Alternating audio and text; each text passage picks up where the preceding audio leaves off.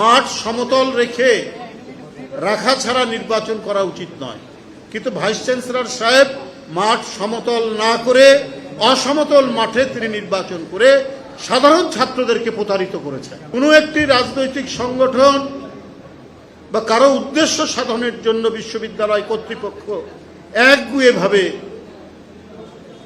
এই ডাকসু নির্বাচন জাকসু নির্বাচন করেছে। এই সমস্ত অবাধ সুষ্ঠু নির্বাচনকে একেবারে মাটির তলায় কবর দিয়ে শেখ হাসিনা তার রাজত্ব কায়েম করতে চেয়েছিলেন। যে ডাকসু নির্বাচন, এই ডাকসু নির্বাচনের যে প্রক্রিয়ায় হয়েছে, যেভাবে হয়েছে, সেইটা যথার্থ হয়নি। এখানে অনেক অনিয়মের আমরা খোঁজ খবর পাচ্ছি। সেদিন আমরা বলেছি তাদের ব্যালট পেপার, ব্যালট বই, সেখানে কোনো নাম্বার ছিল না। জাহাঙ্গীরনগর বিশ্ববিদ্যালয় জাকসুতেও তাই।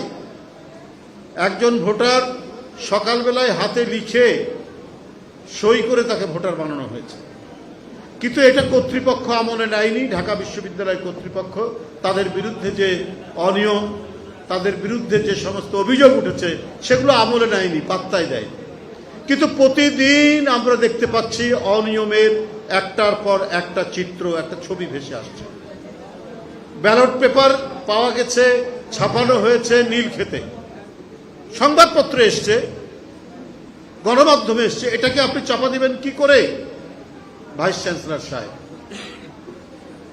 আরো নানা বিষয় তার কাছ থেকে আমরা পেয়েছি।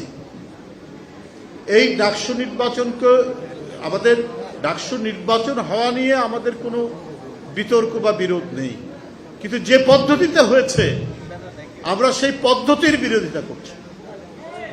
আমরা বলেছি যে মাঠ সমতল রেখে রাখা ছাড়া নির্বাচন করা উচিত নয়, কিন্তু ভাইস চ্যান্সেলর সাহেব মাঠ সমতল না করে অসমতল মাঠে তিনি নির্বাচন করে সাধারণ ছাত্রদেরকে প্রতারিত করেছেন।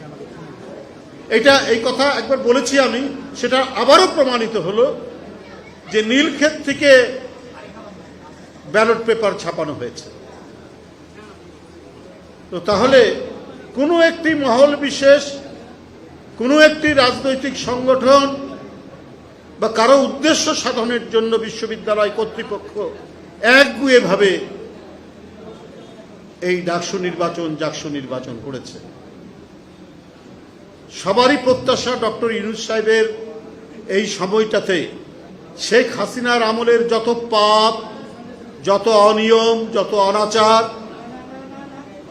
সবগুলোর অবসান হয়ে সব ক্ষেত্রে স্বচ্ছতা এবং জবাবদিহিতা আসবে।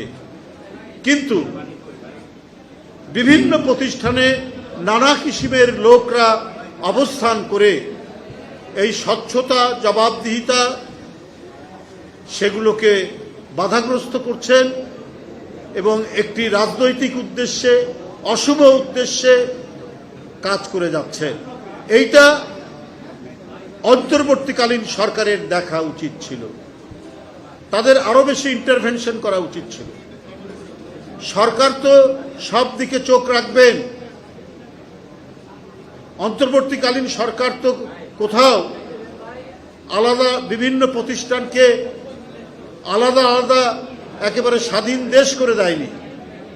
সরকারের দৃষ্টি সীমার মধ্যেই তো সেই প্রতিষ্ঠানগুলো রয়েছে। তাহলে এই সমস্ত অনিয়মের কথা এখন কেন আসছে?